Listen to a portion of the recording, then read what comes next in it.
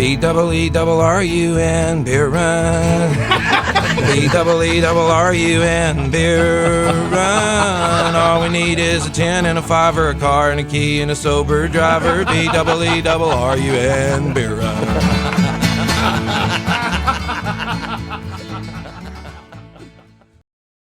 Welcome to the Beer Run, part of the bsnbeer family, the only Saints podcast with a 2-drink minimum and takes as bad as Mac Jones on Sunday. That's a joke, boy. You missed it. Went right past you. You gotta keep on your toes. Put toes out in.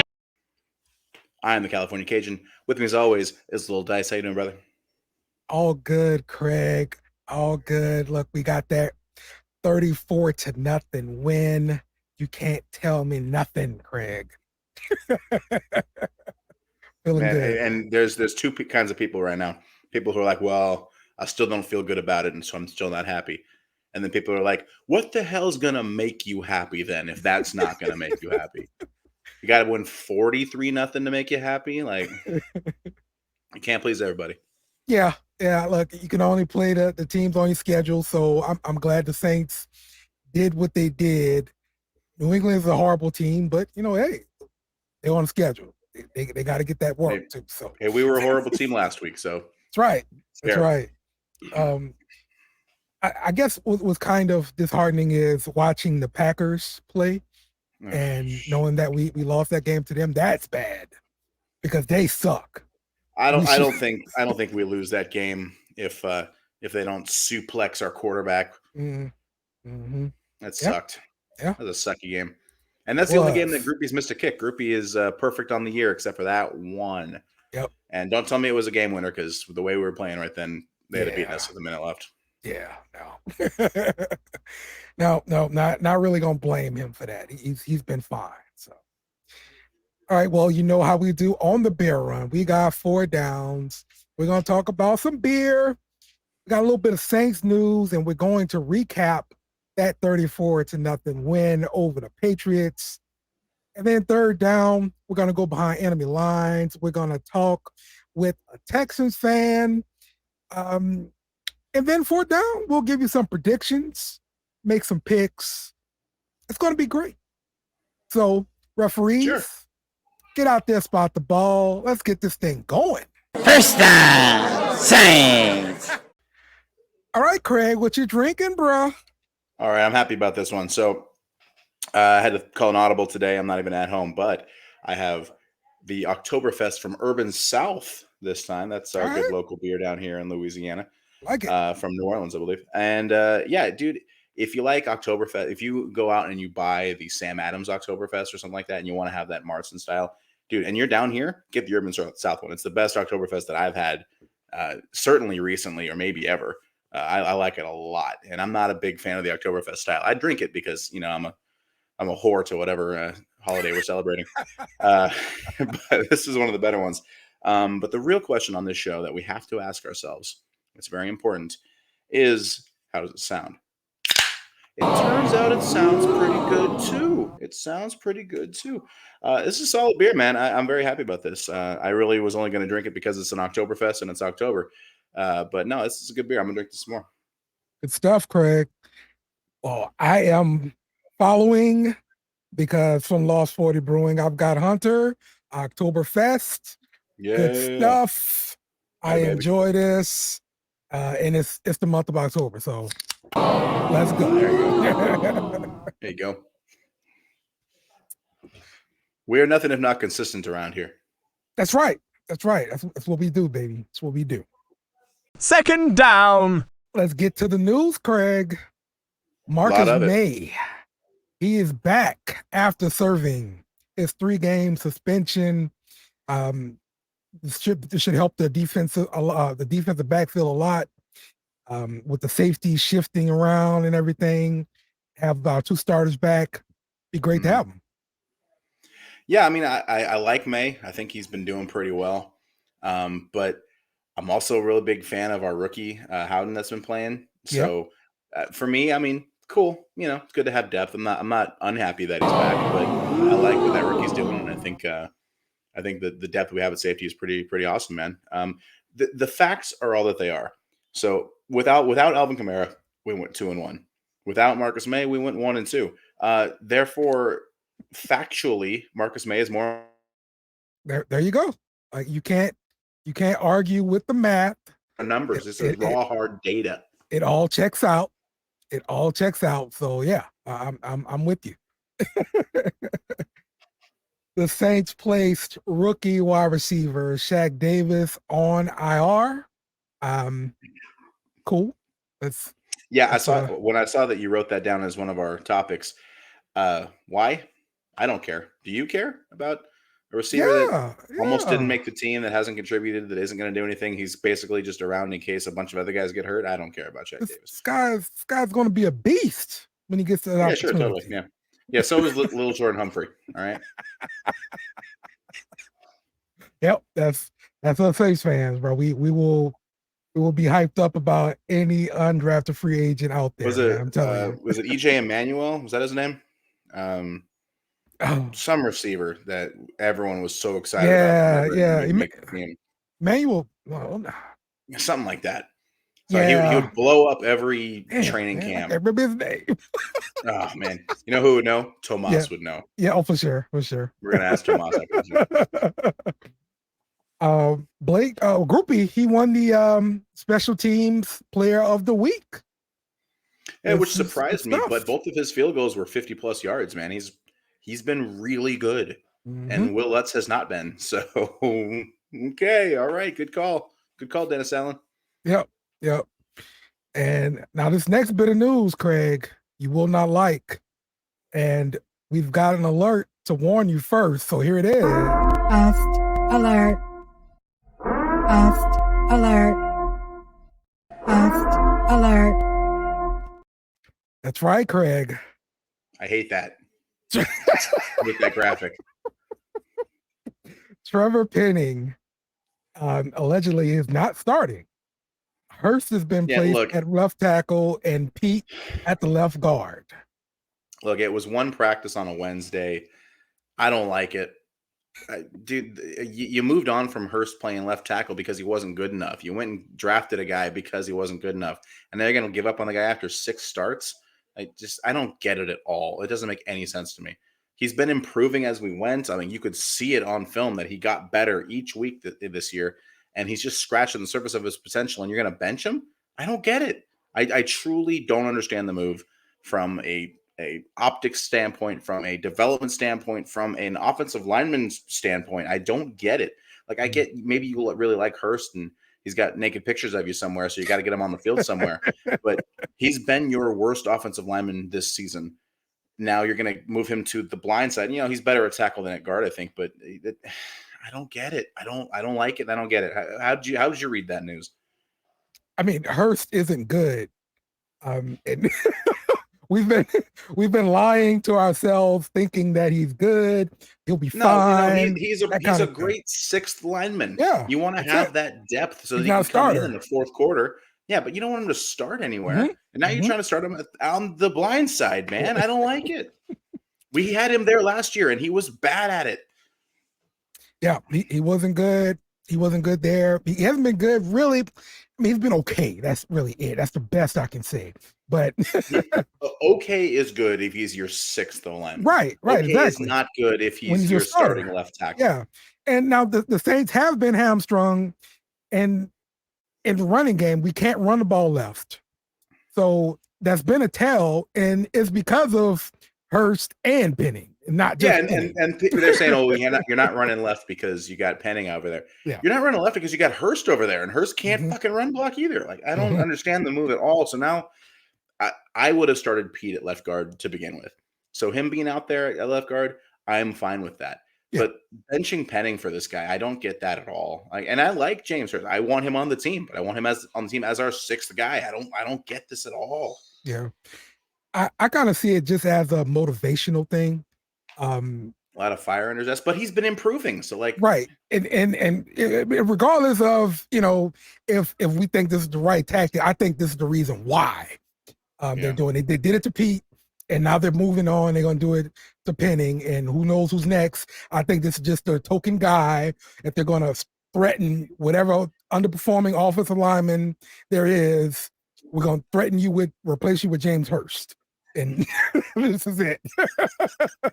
Ramczyk is up next, apparently. Yeah. But look, if there's anybody on that team that you don't want to piss off, it's probably going to be Penning because he's just such an angry grizzly bear of a human. Mm-hmm. So, man, I look, if it's benched, it's temporary. You can't give up on a guy 6 starts in. Just period. That's ridiculous. It's stupid. That's ignorant. Anyone on Twitter that says he's not good enough, move him. It's stupid. Period. Yep. So I don't get the move. I don't like it. I want to see, Thursday, Friday, if that continues too, because it's only been one practice that we've heard about that happen. Yeah. So it might just be a get your head right, take the day off kind of thing. We're going to have you run with the 2s. It might not mean anything. True. But then you got, our competitors over there. I'm kidding. New Orleans football is great. You should all listen to them. Telling us that, it's because he's been a liability. Looking at the film, he's not. I don't think so. Okay. And if he's struggling in the run game, it's because he's thinking too much. He's improved by leaps and bounds in his pass pro, and part of that is being more controlled and being more inside yourself. And that it's tough to be good at both. And he's clearly putting the effort in to be a pass blocker, and his run blocking is suffering. I get that, but to bench him, I don't get it. I don't get that at all. He was pretty good this week, I thought. He's been playing as good as Ramczyk lately. Yeah. Well, hey, that's what's going on, Craig. So let's recap the game against the Patriots. Again, 34-0 Saints. Yeah, we whipped their ass. Next topic.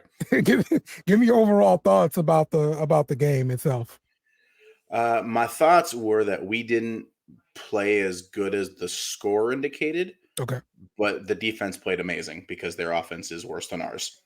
We did some stuff well. We didn't run the ball as well as it looked like we did, because we ran it so many times that we ended up with a bunch of yards. But I think we averaged less than 4 a carry.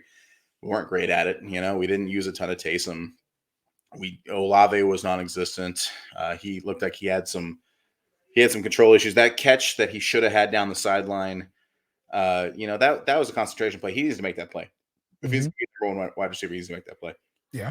Michael Thomas is good. He's continuing to be the most consistent part of our offense. Kamara makes really good plays that should not be made, and we don't even notice it because he goes for 9 yards or whatever. And like, oh, wait, for 9 yards. Yeah, and he shook 4 people to get those 9 yards. It's amazing. Yeah. Tight ends are still not really involved. That play by Moreau was cool, but Johnson's not playing. Hill's not a tight end. I don't think that we don't see him lining up there hardly ever. I feel you can't watch a 34-0 beatdown and say, "Oh, well, I'm not happy about it." Of course, I'm happy about it. It's fucking awesome. Yeah, hell yeah, we shit out of them, man. That's the worst loss they've ever had at home in a shutout ever in their entire history. That's awesome. Hell yeah. But also, I need to see some more. It's like, oh, we scored 30 plus points. The offense didn't. Tired that. Right, man.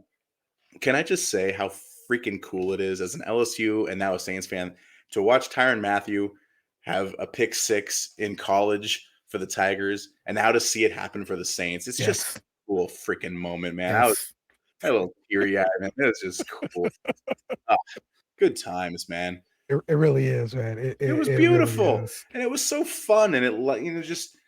And I think at that point, I knew that we were going to win, too, because their offense was so terrible. Yeah. So, it was just such an elating feeling. Like, oh, man, we don't even have to be good on offense because our defense is going to score on these fuckers.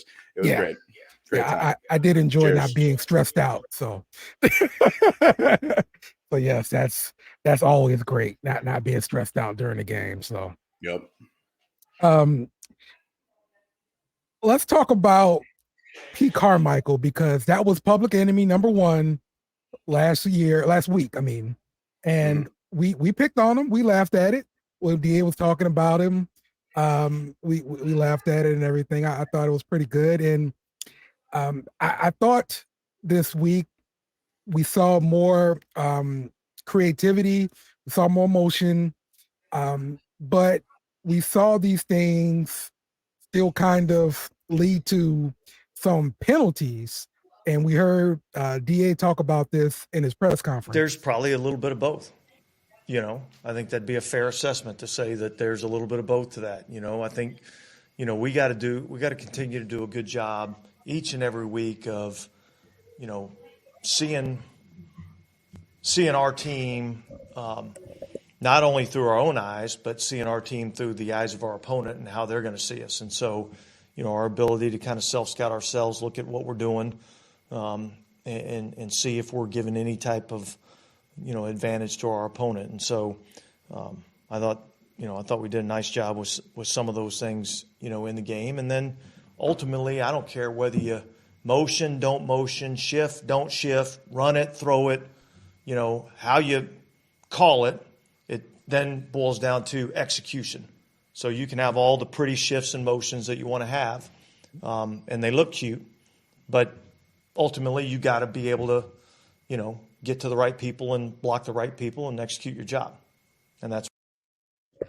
Yeah, we definitely got to execute. So I was certain when he was talking, when he said all the pretty shifts, I was sure he's going to all the pretty shit. And no matter, I was sure he was just going to break character. He's always so calm and level with these speeds. It always makes me mad because most of the time I'm mad at him when he's talking. And, so they did a lot of motion, but they didn't do a lot of play action. They didn't do a lot of other stuff that we should be running. Mm-hmm. So, he's not off the hook, man. If we go back and score 16 points in Houston, he should rightfully so be under the gun again. New England was real bad. They made Dallas look great, and we all saw what Dallas actually is. So I'm not over it, man. Keep it up. We're 30 points in Houston. We'll talk. But do you think they can fix the pre-snap penalties? Because that's been it's been a bugaboo all year, with all of the penalties and costing us drives, making it 3rd and long. It's got to stop. Here's the thing about pre-snap penalties. A penalty like holding or pass interference, you can commit that because you got beat. If I hold, if I'm holding, it's because he beat me to the inside or something like that, and I have to prevent him sacking my quarterback. If you're committing pass interference, it's because he beat you deep. Pre-snap stuff, that's all mental. You absolutely that's all practice. Well, it's all coaching. It's all discipline. It's all stuff that you can fix, though. So it is an indictment on the coaches. Don't make no mistake about that. But it is fixable. Yeah, we're looking at 12 penalties this last game, and it's a blowout game, and we committing 12 penalties. It's pretty bad. We got to fix that. And it's not all on the refs. Some of it is, but but yeah, we got to fix that, man. So, the other thing is Derek Carr. He only threw for 127 yards. So, are you concerned that he's only hit 300 yards once this season? It was only 127. I thought it was in 180s. Anyway, yeah, dude, no, because we won 34-0. I don't give a to quote Dennis Allen, I don't care how you do it. Look, I think the 300-yard game matters when you need him to throw for 300 yards. I think if we can score consistently and score points and move the ball and it's not all through the air, fine. I don't care. I'm not a fantasy football guy. I don't give a shit about his stat line. I care about the W's and the L's. That is it. That's all. I have a couple fantasy teams that I check once or twice a season because I don't care. Because I care about Saints winning games and nothing else. All right, yeah, you were right. I rechecked that. That was 183 passing yards. See, I thought it was. Yes. I don't care if it's 180. I don't care if it's 120. If you win, that's what I care about. And if you win without turning the ball over, now he did that have the one throw that should have been an interception that was just completely out of left field. But for the most part, he was good on 3rd down. He found Michael Thomas when he needed to. I thought he threw it to the running backs very well. And as someone who's had to watch Jameis Winston be quarterback, I appreciate being able to throw to the running backs. Oh, yeah. Speaking of, how'd you feel about Kendra Miller? That awesome, wonderful draft pick that everyone unanimously loves and no one has a problem with. I thought he had some nice plays, especially like the screen pass and everything.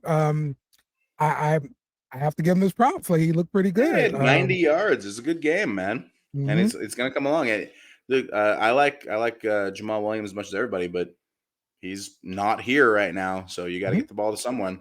And I think the rookie's got some promise. I'm excited about him. Yeah, and I was also glad to see him take some of that that pounding late versus having Kamara in, to take just that not step. So, seeing Kamara between the tackles in the fourth quarter makes my heart happy. Right. It's wonderful. Absolutely wonderful, man. 100%. So now, I've been talking so much about punting, and this is the only show that's going to talk about punting. Okay. There's got to be someone somewhere that talks about punting, but not as much as you. Yeah. And so shout out to Son of Saint on Saints Report, because he had a nice little breakdown of Henley's his punts. And so these are punts broken down from New Orleans' own 29-yard line and less. And so it shows, it's a good snapshot to show how they flip the field. Actually, let me share this and I've got this up. So this is it here. Inside of the 29-yard line. So let's say the Saints punt from their 26-yard line. He punt the ball 51 yards. It goes out of bounds and it ends up at the Tennessee 23. Like this is what we call flipping the field, when we have bad field position, and then they get the ball in a decent normal territory. So I have to say, looking at this now, Kelly's getting it done. I'm gonna leave my man alone, because you can't. And what you notice, what I notice again out of all that is the return yards are basically non-existent. Yes. As long as 12. Like, I don't know if it's coming off of his foot weird. I don't know if it's the style that he kicks with, because he's from Australia, so everything's upside down there. But they're not getting returns on it, and that's part of the problem. I remember one of Gillikin's problems is that he would kick these line drives last year, and we'd have big returns on punts, and it's not happening right now. So he doesn't have the giant booming leg, but I think he's been accurate. He's been pinning people deep, and showing these stats, he's not been as bad from our own territory as I think we thought he was. Yeah. So look, I don't certainly better than the New England punter. Holy shit! Oh, for sure. That guy's trash. The kicker too. He's still on the team too. Both of them. Yeah. See, that's how I know Belichick doesn't care anymore, because those guys have been fired by Monday with the old Belichick. Yeah, maybe that's what's going on in New England. Maybe he's kind of giving up. But he's got his Hall of Fame resume. He's got his GOAT status locked up. He doesn't care anymore. Whatever. Listening to his press conference at the end, he was like, "We got to start over." And so the reporter was like, "Well, what does that look like? Like what are the details about it?" He was like, "Starting over." I mean, what else? Don't they have 2 wins though? Like, how did they win games? Yeah, I don't understand at all. They're bad. We're not going to play anyone as bad as them the rest of the way out, except maybe Carolina. Because Carolina, I think, is going to somehow get worse. We thought they'd all get better, and I think they're getting worse. No, they played a lot better when we played them that first time. So, yeah, man. So the other thing that I complained a lot was red zone offense, especially with Derek Carr, because we were not being successful in the red zone, and that's the crack on him. Yeah, right. They were talking about it the whole offseason.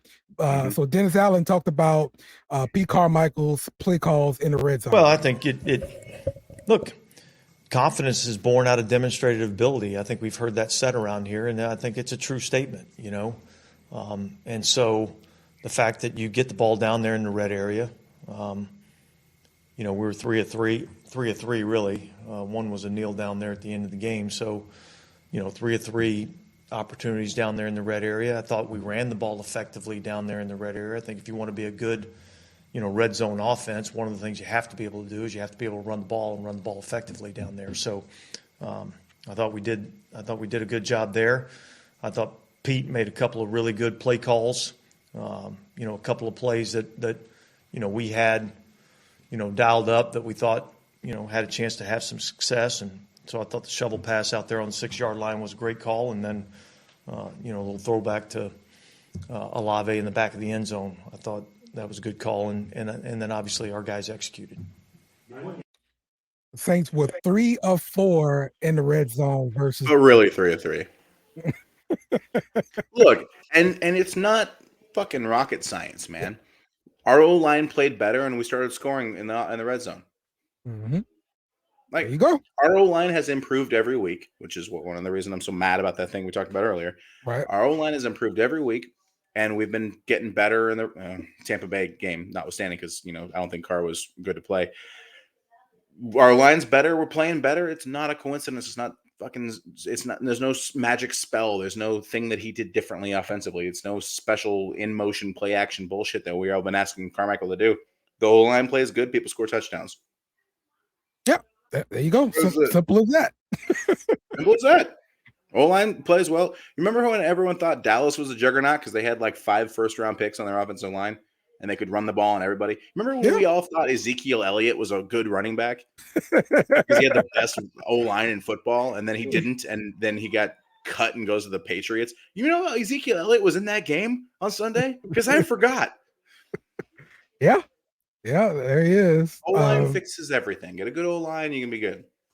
And my fantasy team loves the fact that Alvin Kamara is now the all-time leader in touchdowns for the Saints. So, but not the all-time in rushing touchdowns. He'll get that in Houston. Oh, there we go. Third down for what? The Saints, the Texans. All right, joining us on the beer run for third down, we've got Crenshaw from the Texans Fan Battle podcast. You can find them on Twitter at Texans Fan Battle. What's up, Crenshaw? What's up, Dale? How you doing? Thanks for having me. All good, all good.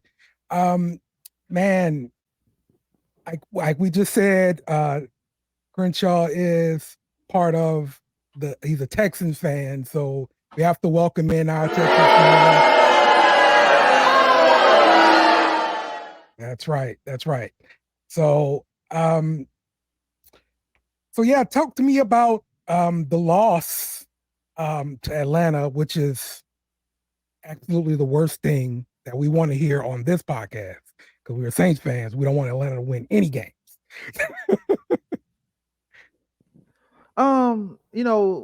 We went into the game saying we need to just worry about Bijan. We like, Ritter, he can't pass. We'll lock that down. And it was a totally opposite.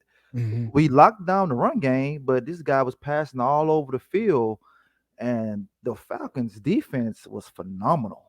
They took away the pass. They dared us to run. Our run game isn't good this year. I think it's more because of the new scheme we're running. So, Damon Pierce hasn't learned how to follow his blockers yet. He's not used to the zone scheme. Mm-hmm. So he just not doing what he's normally, typical do. But these guys was rushing 3, dropping back 8, and it was daring CJ to throw the ball. He almost threw 2 picks, but fortunately he didn't. Okay.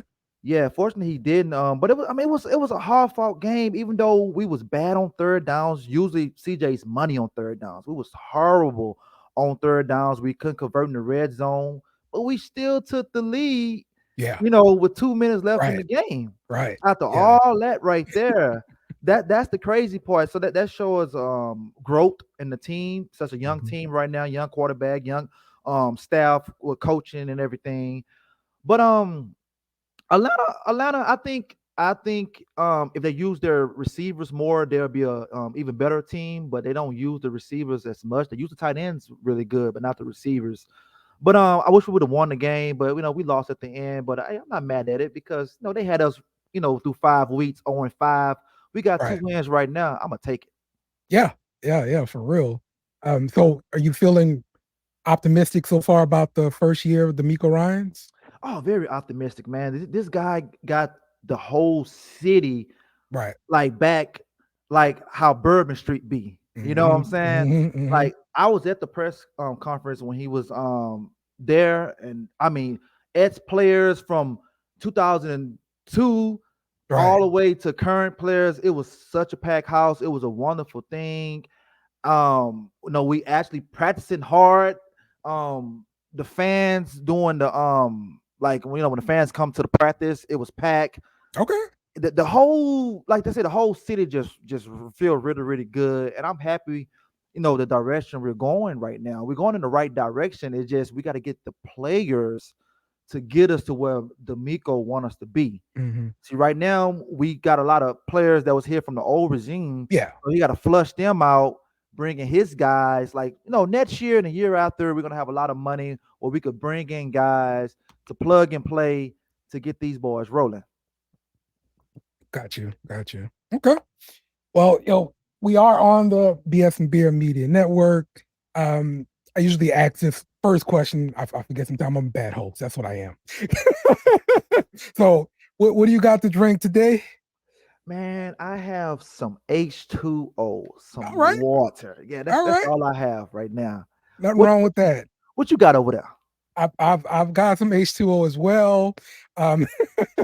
Typically in this part of the show, I usually do the water, and then when we do our other parts, I get my little pop on, with with my beer. So yeah, that's going to be coming for sure. So already. All right. So we talked about that drive late in the fourth quarter.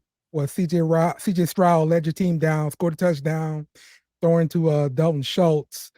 The defense couldn't come up with a stop at the end. I know D'Amico Ryans, he's that defensive guy. He hired someone from San Francisco to coordinate the offense. Am I right about that? Yes, the passing game coordinator, Bobby Slowick. Okay, all right. So I'm expecting to start seeing more of the motions and everything that San Francisco dreams up. Like, I'm in love with their offense. I'll be honest with you. Just looking at them on Sunday night football, like destroy Dallas. I'm in love with that team, like for real. So, yeah, getting to see a good offense like that, man, that would be really good for y'all, especially with Stroud.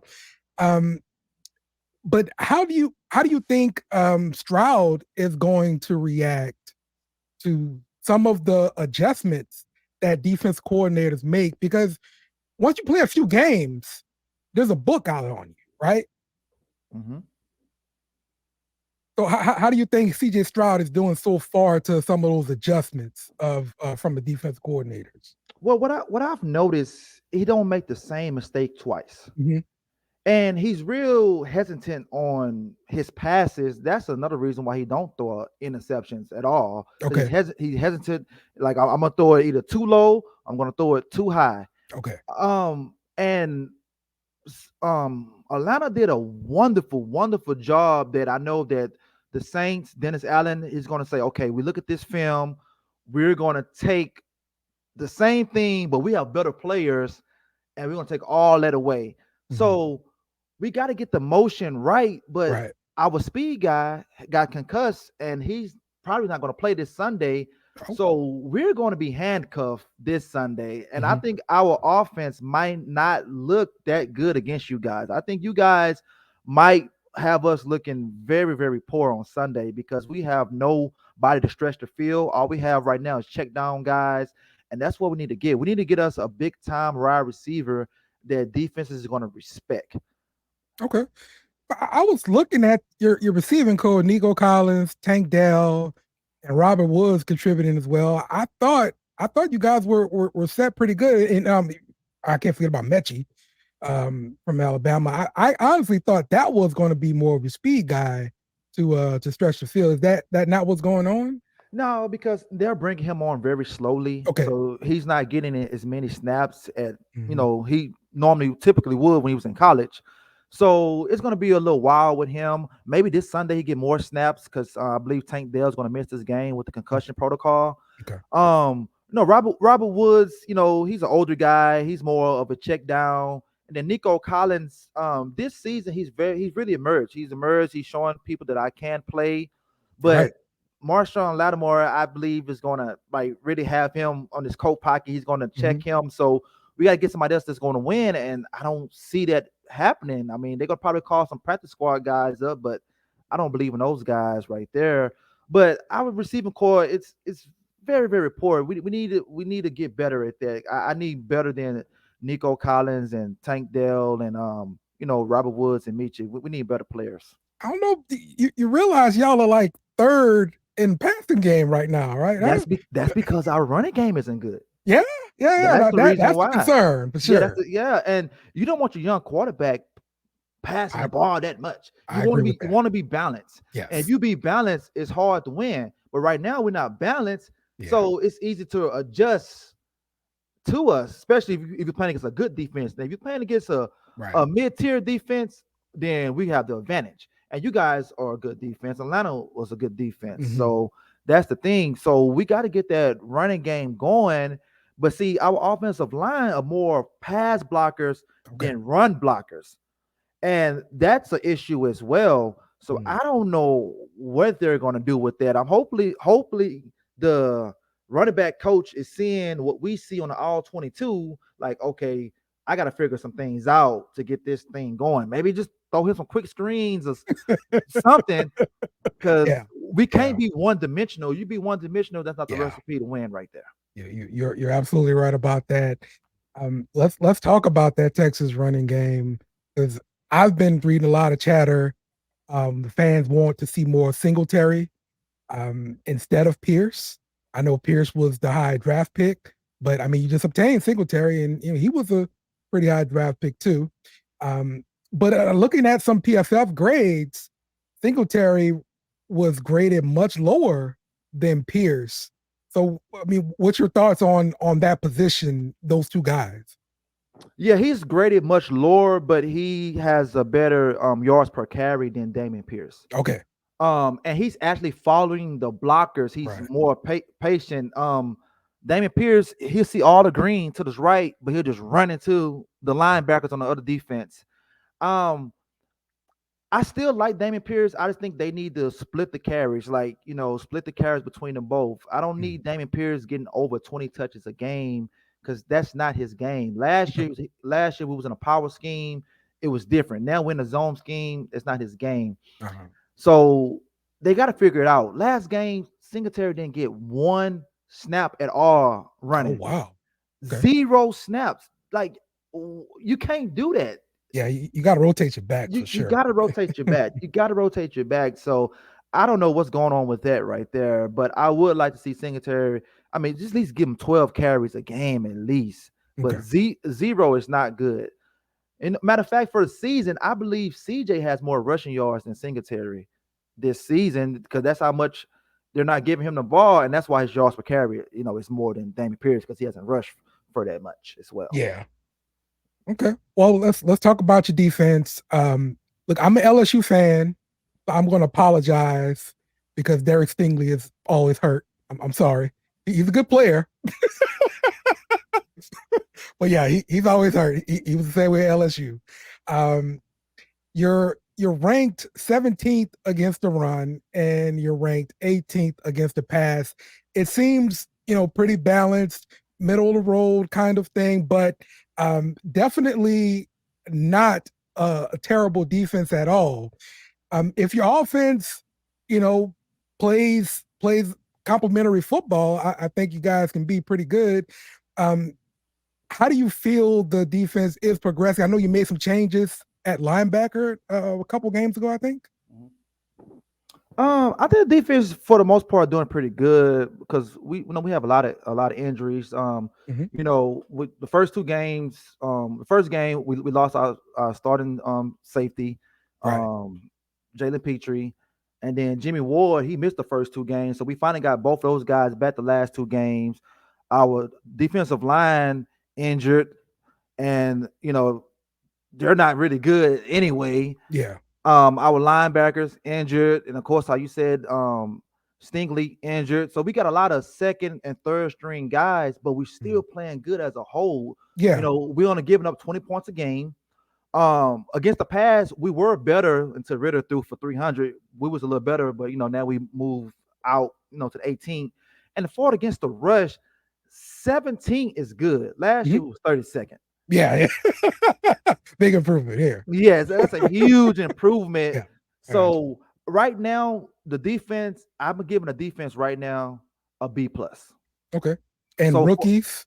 My rookies, for the defense. Okay, Yeah. we're gonna go with Henry. With Henry Toto, my linebacker. He's been phenomenal. He's been everything you would want in a linebacker, especially he wasn't a high draft pick. Right. Will Anderson. I mean, he's not getting home to the quarterback, but he's getting the pressures.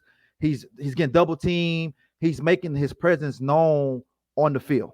Oh, that's good. Yes. That's good. Rookie getting snaps is really, really good. So yeah. Exactly. But the thing about it is like he's getting the double teams, but the other guy's not winning. I need my other guys to win and get home.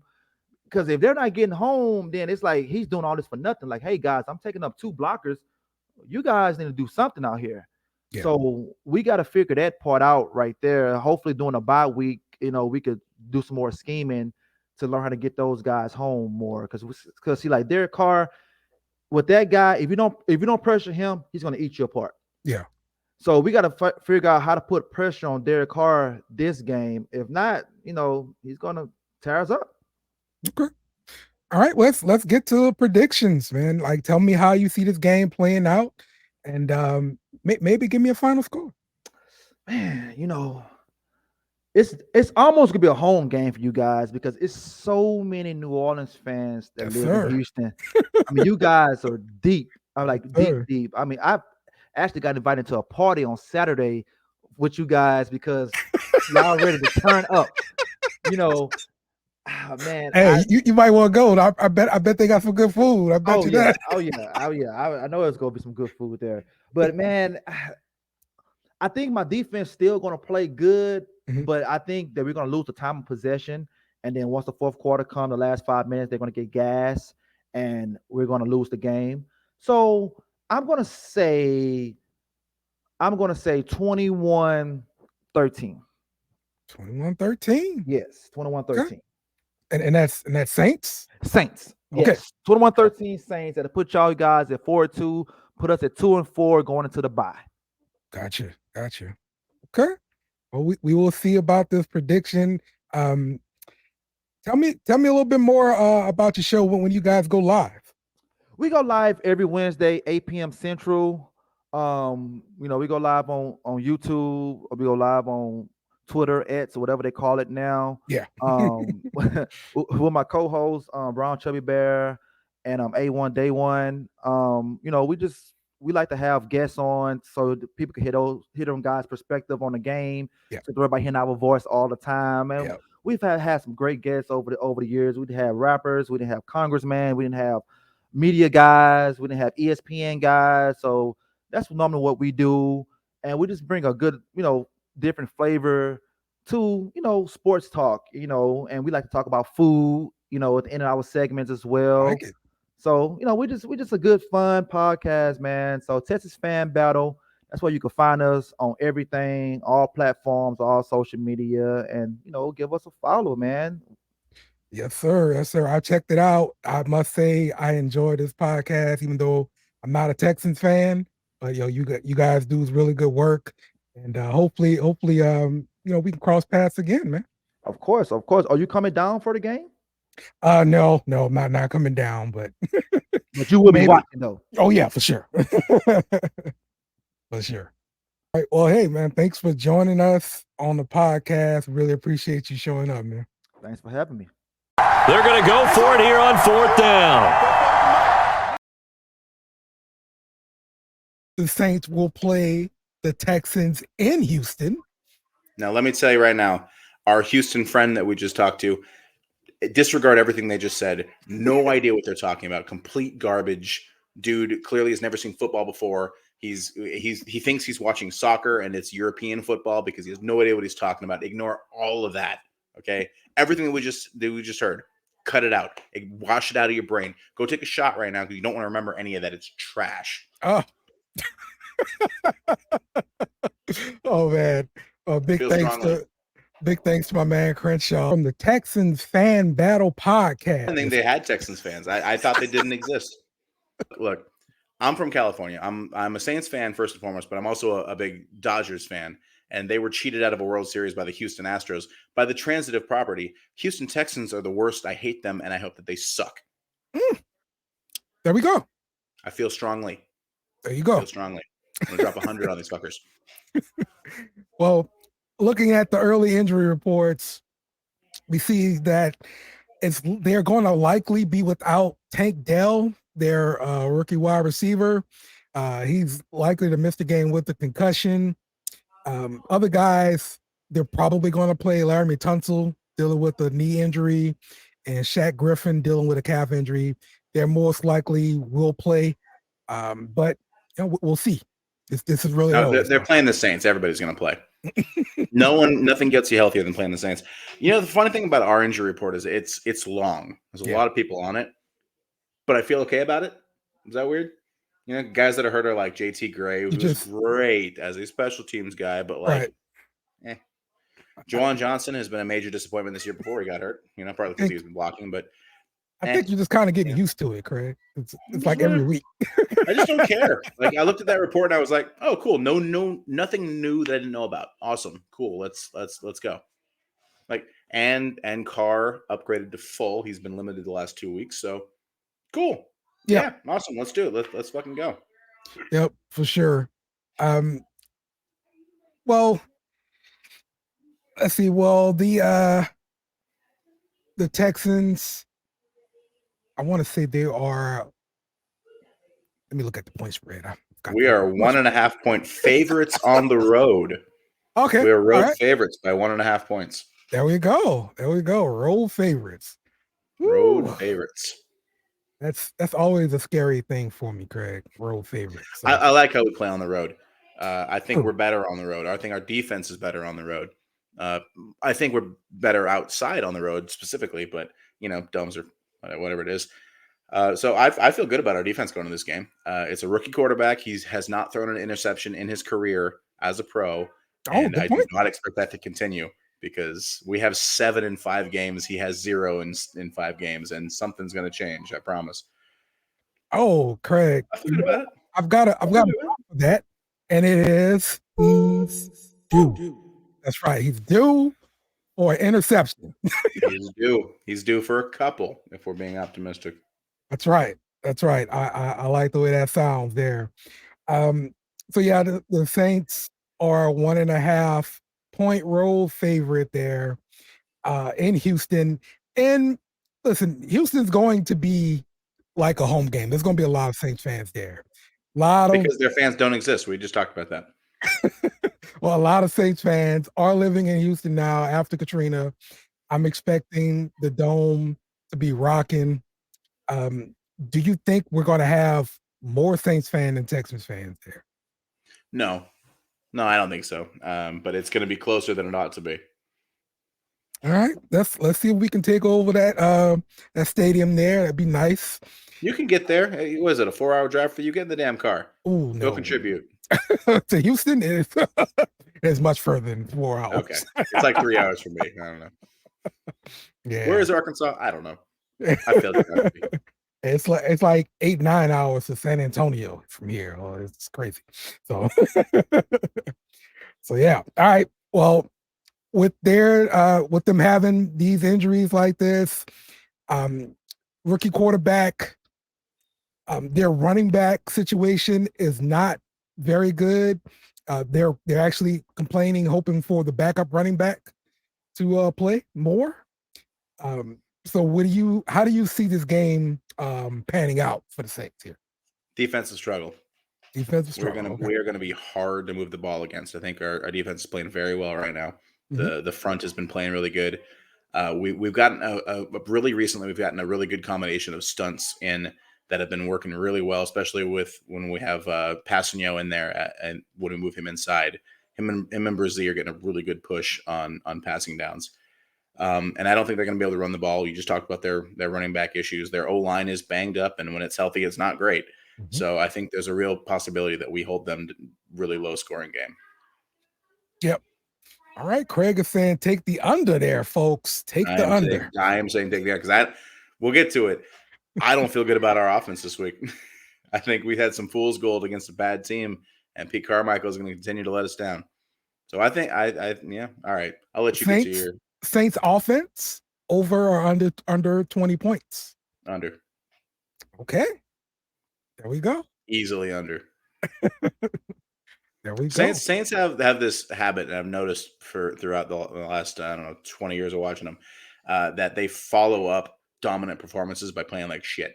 Like they read their own press clippings a little bit, and I expect exactly that. I think we're going to win because I think our defense is fantastic, and I think a rookie quarterback is going to make some real dumb mistakes against a very veteran secondary. Okay. I like CJ Stroud. He's been doing really well. Their passing offense is like third in the league, but that's mostly because they can't run the ball. You have to. Yeah, so they have and their to defense isn't great, so they're coming back from a lot of games. Yeah, for sure.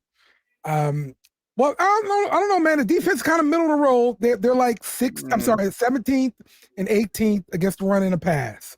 So they're bottom half of the league in both. They're doing okay. So bottom half of the league in both is okay to you? It's middle of the road. I'm glad you have low expectations, Dale. It's middle. For Houston, yes. Absolutely, yes. They're coming back from nothing. So, but I remember this is a defensive-minded coach. Yeah. Yeah, I like their coach. I think there's potential there. But I hope it's not this week. Yep. So yeah, I will pick the Saints minus the 1.5. I think we're gonna go in there and take care of business. At least win by 3. We'll be fine there. What's the score, Dan? I'm gonna say 17-9 Saints. Wow. See, again, that's 8. That's what, 8 points? That's comfortable. Yeah, it's comfortable. I'll take that. I don't think so. I mean, I'm closer than 16-13. I think it's going to be a nail biter. I think we're going to win on a late field goal. And I think it's going to be one of those games that we go right back to, well, Carmichael, why didn't you play action? Why didn't you get a guy in motion? Why aren't you getting the ball to Thomas? Why aren't you getting the ball this and that? I'm concerned that it's going to go right back because we're going to be all excited about 34 points of playing against a Pop Warner team. And, Houston's not great, but they're not bad. They're not as bad as I think anyone expected them to be. So it's going to be a real team. It's on the road. It's I don't like it. I don't like anything anymore. After those 2 games, that 2-game stretch of blowing a 17-point lead and then getting shellacked at home by a division rival, I don't feel good about anything. Until we win like 3 or 4 in a row and we look good doing it, I'm not going to be confident going in. So I'm picking us to win. But I don't like it. I don't feel good about it. And I don't think it's going to be very fun to watch. Yeah, I would love to see more of an offensive identity. And, we just move the ball and get in the red zone, punch it in. This is what I want to see from the Saints in general. So sustained drives, a couple of deep shots mixed in, a little bit of Taysom Hill in the red zone, and a couple of interceptions. Because I'm predicting 2. I think that his first 2 interceptions are this week. All right, there we go. Make sure you place your bets on the under and on Stroud throwing at least 2 interceptions. And be sure to let us know how much money you won. Listen, actually place the bet. If you win, buy me a beer. If both of those don't hit me up. We'll have a beer. And I'll buy you around. There we go. All right, I got my handle right there. Where's the arrow? Right there. There's my handle. Go find me on X or Twitter, or whatever the fuck you guys want to call it. That's right. Hit them up. All right, that's going to wrap it up for us here on the Beer Run. Man, we know that there's a lot of garbage podcasts you could waste 20 minutes of your life on, and we're amazed you keep choosing us. So for the rest of the BS and Beer family, for my co-host Little Dice, for Dave's Loud Ass Truck and the whole BS and Beer family, I've been the California Cajun. You've been awesome. Have a beer. It's on us. Who that? Remember to follow us on social media at bsnbeer Media. Also, smash the like button on YouTube and share with friends.